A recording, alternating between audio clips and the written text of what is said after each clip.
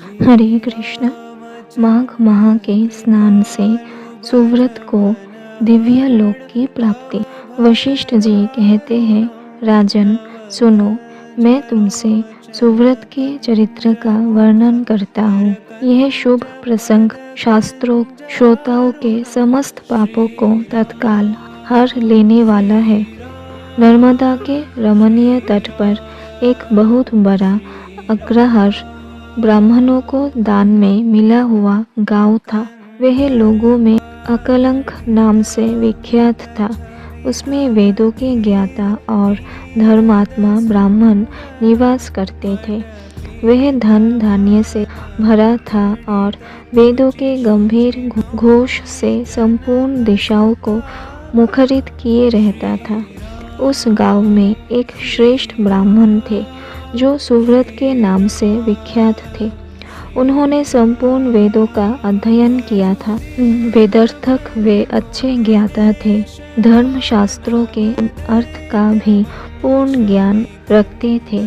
पुराणों की व्याख्या करने में वे बड़े कुशल थे। वेदांगों का अभ्यास करके उन्होंने तर्कशास्त्र, ज्योतिष शास्त्र, गज विद्या, अश्वविद्या, 64 कलाएं, मंत्र शास्त्र, संख्या शास्त्र तथा योग शास्त्र का भी अध्ययन किया था।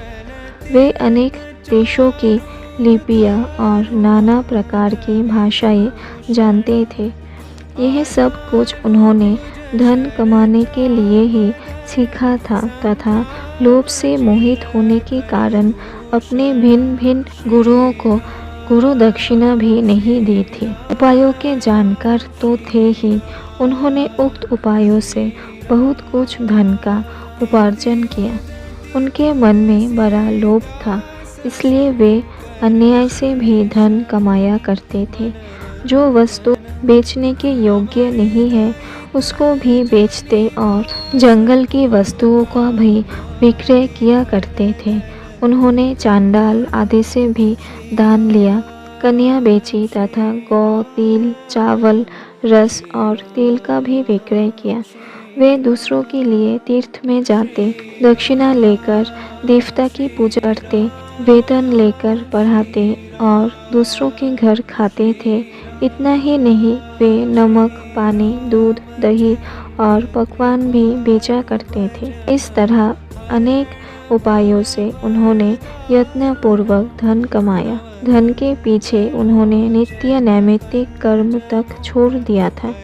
न खाते थे, न